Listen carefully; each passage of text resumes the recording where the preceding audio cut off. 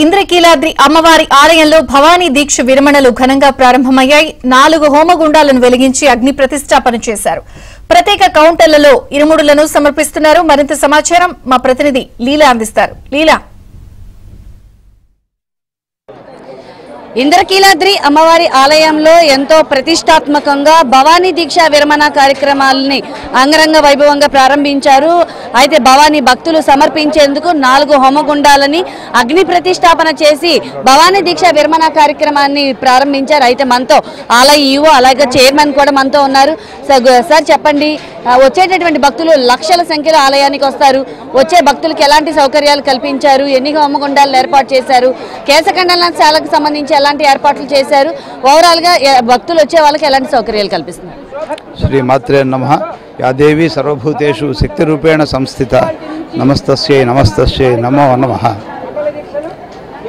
శక్తి రూపంగా దుర్గగా మన అందరి మధ్య ఇంద్రకీలాద్రిపై వెలిసిన అమ్మవారి యొక్క విశేష కృపను పొందాలని భవానీ దీక్షాపరులంతా లక్షల సంఖ్యలో ఇక్కడికి వస్తున్నారు. ఈ పాటికే క్యూ లైన్లు, హోల్డింగ్ ఏరియాలు, స్నానఘట్టాల దగ్గర గిరి ప్రదక్షిణలోను అమ్మవారి ఆలయంలోను ఇక్కడ వారి యొక్క ద్రవ్యాలను సమర్పించడంలోనూ మనం చూస్తున్నాము. ఇప్పుడే అగ్ని ప్రతిష్టాపన కార్యక్రమంతో ఈ పవిత్రమైన కార్యక్రమం శుభారంభం జరిగింది. మాన్య మంత్రివర్యులు కొట్టు సత్యనారాయణ గారు మరి ప్రభుత్వం తరఫున అన్ని సూచనలు అందించారు.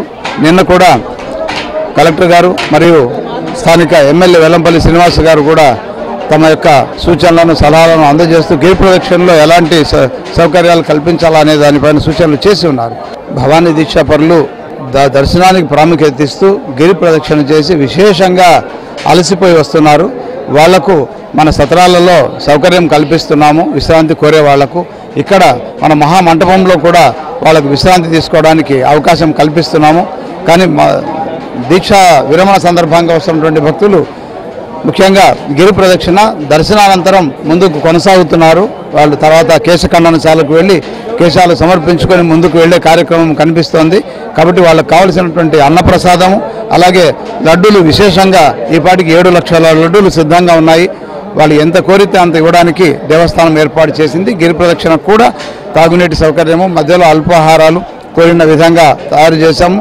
ముఖ్యంగా ఎక్కువ దూరం నుంచి నడిచిన వచ్చిన వాళ్ళకి మెడికల్ సౌకర్యం కూడా ఏర్పాటు చేసి మెడికల్ క్యాంప్స్ కూడా జిల్లా కలెక్టర్ గారు ఏర్పాటు చేసి ఉన్నారు. ప్రతి ఏడాది భవానీ దీక్ష కార్యక్రమాలు, విరమణ కార్యక్రమాలు ఎందుకు జరుగుతూ ఉంటాయి? ఆలయంలో హోమగుండాలతో ఎందుకు ఈ కార్యక్రమాన్ని చేస్తూ ఉంటారు? దీక్ష తీసుకున్నప్పుడు విరమణ చెయ్యాలి. అదే దీక్షలో ఉంటే వాడి నిత్య జీవితం గడవాలి. అందువల్ల మనం భగవదారాధన చేసేటప్పుడు కొంత సమయాన్ని, నిర్ణీత సమయాన్ని నిర్ణయం చేసుకుని మనం దీక్ష అనేటటువంటి కార్యక్రమం చేయాలి. ఈ కార్యక్రమం చేసేటప్పుడు పంచేంద్రియములు అన్నీ కూడాను భగవత్ మీద నిర్ణయమయ్యి భగవత్ ప్రేరణతో మనం ఆ కార్యక్రమాలు చేయాలి. అందువల్ల దీక్ష అనబడేటటువంటిది ఉన్నది.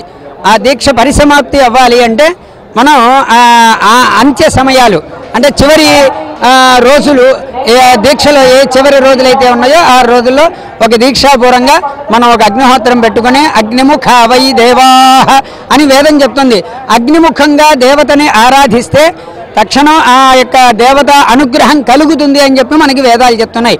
అందువల్ల ఈ చివరి 5 రోజులు కూడాను అగ్నిముఖంగా మనం అమ్మవారికి ఆ భగవన్నామాన్ని చేసినటువంటి యొక్క పుణ్య ఫలాన్ని అంతకీ కూడాను అమ్మవారికి అర్పణ చేస్తున్నాం. అందువల్ల అర్పణ చేసినందువల్ల మనకి మోక్షం కలుగుతుంది. ఈ కలియుగంలో భగవన్నామమే అత్యంత ప్రధానమైనటువంటిది. ఎందుకంటే అందరూ కూడాను మంత్ర ఉపాసన చేయలేరు కాబట్టి నామమంత్ర ఉపాసన సర్వజనావళికి కూడాను నామమంత్ర ఉపాసన. భవాని అంటే భవములు అంటే కష్టములన్నీ పోయేటటువంటి యొక్క నామము. అమ్మవారి అనుగ్రహం కోసం వచ్చేటటువంటి 50 మంది భవానీ భక్తులు అందరికీ కూడాను ఆయురారోగ్య ఐశ్వర్యాలు కలిగి దేశము రాష్ట్రము సుభిక్షంగా ఉండాలని కోరుకుంటూ అమ్మవారి యొక్క దివ్య శుభాశీస్సులు. జై దుర్గా భవానీ, జై జై భవానీ.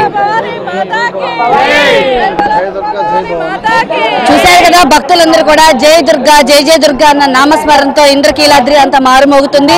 ప్రతి ఒక్క భక్తులు కూడా వారు ఈ 40 రోజులు చేసినటువంటి దీక్షకు సంబంధించినటువంటి ఏవైతే తెచ్చారో నేతి టెంకాయల్ని, అమ్మవారి పూజా సామాగ్రిని అందులో హోమగుండాల్లో వేసి వారి దీక్షను అయితే చెల్లిస్తున్నారు. ఇటువంటి అసౌకర్యం కలక్కోకుండా అమ్మవారి ఆలయ ప్రాంగణంలో అన్న ప్రసాదాలు కూడా ఏర్పాటు చేశామని ఆలయ అధికారులు చెప్తున్నారు.